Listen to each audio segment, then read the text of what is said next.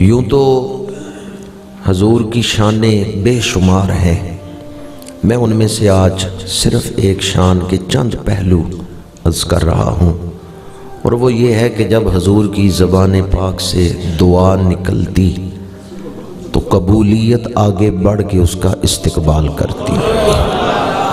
وہ زبان جس کو سب کن کی کنجی کہیں، اس کی نافذ حکومت پہ لاکھوں سلام۔ اللہ تعالیٰ نے حضور کی زبان پاک کو یہ شان عطا فرمائی۔ حدیث پاک ہے، حضرت زیال بن عبید اس کے راوی ہیں، حضرت حنظلہ اپنے والد کے ساتھ حضور کی بارگاہ میں حاضر ہوئے۔ ان کے والد نے عرض کیا، یا رسول اللہ صلی اللہ علیہ وسلم، میرے اس بیٹے حنظلہ کے لیے دعا فرمائیں۔ تو حضور نے جناب حنظلہ کے سر پہ ہاتھ پھیرا، ان کے چہرے پہ ہاتھ پھیرا اور دعا فرمائی، بارک اللہ فیکا، اللہ تمہیں برکتیں عطا فرمائے۔ حنظلہ جب واپس اپنے قبیلے میں آئے، اللہ تعالیٰ نے ان کو یہ شان عطا فرمائی، کیونکہ ان کے سر پہ حضور کا دست مبارک مس ہوا تھا۔ مریض لوگ ان کے پاس آتے حضرت حنظلہ سے دم کروانے کے لیے، تو حضرت حنظلہ کس طرح انہیں دم کرتے تھے؟ مریض کے جسم پہ ہاتھ رکھ کے پڑھتے، بسم اللہ علی اثر ید رسول اللہ، یا اللہ ظاہر کر دے تیرے نبی کا ہاتھ میرے سر پہ لگا ہے۔ بسم اللہ علی اثر ید رسول اللہ، حضور کا دست مبارک جو مجھے مس ہوا ہے اس کی برکت کا واسطہ، بسم اللہ، میں اللہ کے نام سے آغاز کر رہا ہوں۔ تو ساتھ حوالہ کیا دیتے کہ حضور کا ہاتھ لگا ہے میرے سر پر، اس کی برکت سے یا اللہ شفا عطا فرما دے۔ زیال بن عبید کہتے ہیں، لوگ آتے تھے تو بیماریاں لے کر، پر حضرت حنظلہ کی اس دعا سے اللہ انہیں شفا عطا فرما دیتا۔ نعرہ تکبیر، نعرہ رسالت، عظمت و شان مصطفیٰ کریم۔ میرے آقا کریم صلی اللہ علیہ وآلہ وسلم جب حج کے لیے تشریف لے جا رہے ہیں، حضرت اسامہ اس حدیث پاک کے راوی ہیں۔ الخصائص الکبریٰ میں ہے، حجت اللہ علی العالمین، اس کے اندر یہ روایت موجود ہے، اور سیرت کی کئی کتابوں میں ہے۔ جب حضور حج کے لیے تشریف لے جا رہے ہیں، روحہ کے مقام پر حضور سواری پہ تشریف فرما ہے، ایک عورت آپ کی سواری کی طرف آ رہی ہے اور بچہ اس نے گود میں اٹھایا ہوا ہے۔ وہ روحہ کی ہی رہنے والی ہے۔ اسے پتا چلا کہ اللہ کے نبی حج کے لیے تشریف لے جا رہے ہیں۔ وہ اپنے بیمار بچے کو لے کر حضور کی بارگاہ میں حاضر ہوئی اور اپنے بچے کی بیماریاں سنائیں، اس کو فلاں تکلیف ہے، اس کو فلاں تکلیف ہے۔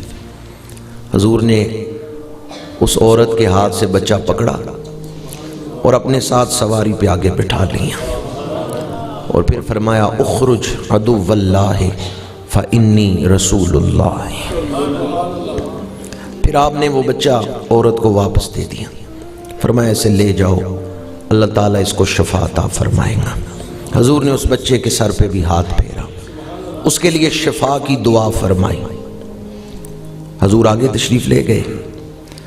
حضرت اسامہ فرماتے ہیں، حج سے واپسی پر جب ہم اسی وادی میں پہنچے، روحہ میں، اب واپسی کا سفر تھا، وہ عورت حضور کی بارگاہ میں حاضر ہوئی۔ اب وہ بڑی خوش و خرم تھی، اس کے بچے کو شفا مل چکی تھی، اس کا غم دور ہو چکا تھا۔ اسے پتا چلا حضور حج سے واپس تشریف لا رہے ہیں۔ اس نے ایک بکری کو ذبح کروایا، اس کا گوشت بھونا، ایک سالم بکری کو بھون کے وہ حضور کی بارگاہ میں لے گئی اور اپنے بچے کا واقعہ سنانے لگی، یا رسول اللہ جب سے آپ نے اس کے لیے دعا فرمائی ہے ساری بیماریاں دور ہو گئی۔ حضور میں آپ کے لیے یہ بکری کا گوشت بھون کے لائی۔ میرے آقا کریم نے فرمایا بکری کے بازو کا گوشت مجھے دے دو۔ اس نے بازو کا گوشت پیش کیا۔ الخصائص الکبریٰ میں ہے اور حجت اللہ علی العالمین میں ہے، حضور نے دوبارہ فرمایا بکری کے بازو کا گوشت مجھے دو۔ اس نے دوبارہ بازو کا گوشت پیش کیا، 2 دفعہ بازو کا گوشت پیش کیا۔ حضور نے تیسری دفعہ فرمایا کہ بکری کے بازو کا گوشت لاؤ۔ وہ عورت عرض کرتی ہے یا رسول اللہ صلی اللہ علیہ وسلم بکری کے 2 ہی بازو ہوتے ہیں۔ اب میں کتابوں کے حوالے دے چکا ہوں، ذرا دل تھام کے سنیں حضور نے کیا ارشاد فرمایا ہے۔ فرمایا فوالذی نفسی بیدہ لو سکت تناولنی ذراعا ما قلت لک ناولنی ذراعا۔ فرمایا اس ذات کی قسم جس کے قبضہ قدرت میں میری جان ہے، اگر تو خاموش رہتی میں تجھے کہتا رہتا بازو کا گوشت لاؤ اور تو مجھے بازو کا گوشت پکڑاتی ہے۔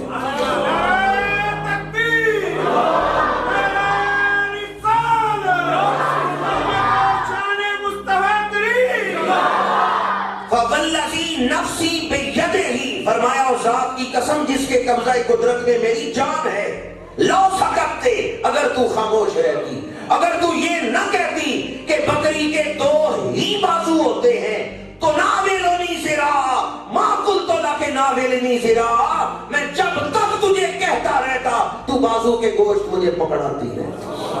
اللہ اس کو بازو عطا کرتا رہتا، وہ زباں جس کو سب کن کی کنجی کہیں، اس کی نافذ حکومت پہ